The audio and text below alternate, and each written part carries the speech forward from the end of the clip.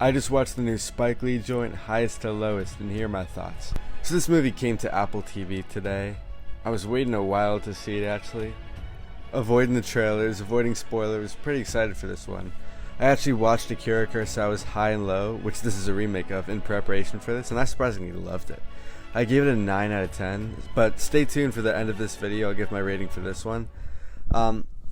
So let's start off with the comparisons. I didn't expect it to be as much of a faithful remake as it is. Obviously it's modernized, they made some pretty obvious changes, like this, spoilers ahead by the way, but the subway instead of the train, they switched basketball headbands instead of cowboy outfits, but I appreciate that. I love he gave his own take and modernized it, especially that it's 60 years after the original.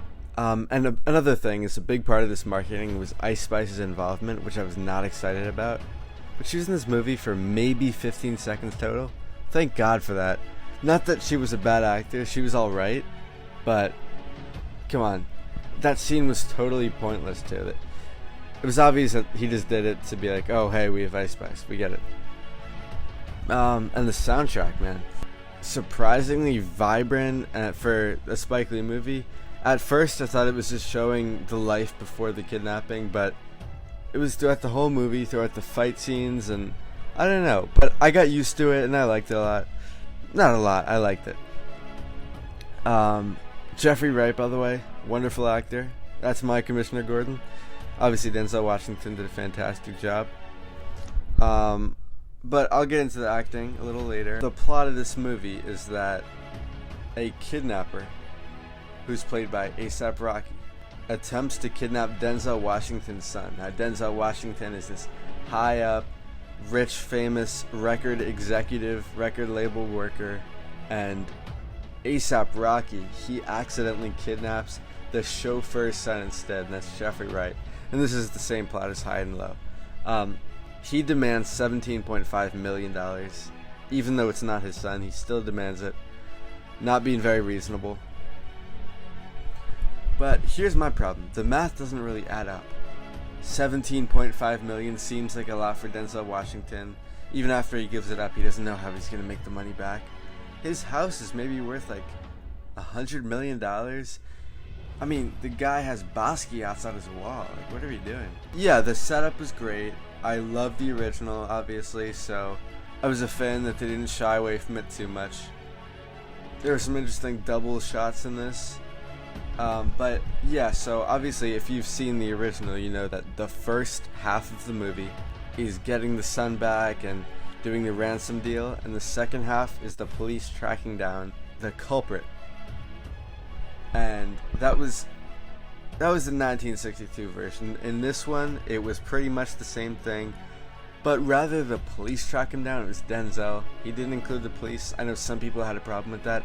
Didn't really bother me too much. And so before they find out that A$AP Rocky, his character is a young felon, but before they find out who the kidnapper is, A$AP Rocky only used his voice for like 50% of the movie maybe. But like, come on, as soon as the voice came on, I immediately knew it was A$AP Rocky, unmistakably. So, but obviously he's one of my favorite artists of all time. If you've been following my channel for a while, an album of the year, I gave Long Live A$AP and At Long Last a 5-star, but that's another conversation. And he was a decent actor, better than I thought. Wasn't fantastic or anything, but I liked it. And I know he has another movie coming out, so we'll see that. The music he made for this movie was incredible. Trunks, I put Trunks in my top 10 songs this summer, as y'all know. And the way it was used in this movie, like, completely changed the way I'll ever listen to this. They played it a ton, and it was kind of like a big part of the movie. And Both Eyes Closed was pretty good too. It was a pretty good song too. So when Jeffrey Wright finally reunites with his son, we didn't see that. It was off screen. That was the same mistake the first movie made. And yes, I said mistake. It could have... Spike Lee's a very intentional filmmaker, but I do think that was a mistake. So later on, Denzel Washington, A$AP Rocky.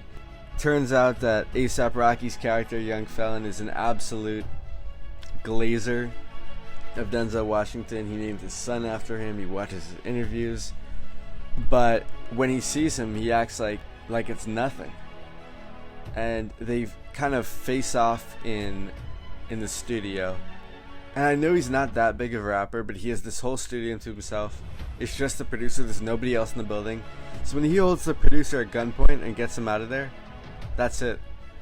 The guy's not calling the cops, or I don't know. It was a little confusing. Maybe not confusing, just stupid. But anyway, that whole ending face-off sequence of the two, Denzel and Rocky, was pretty great. Like maybe 20 to 30 minutes of straight tension.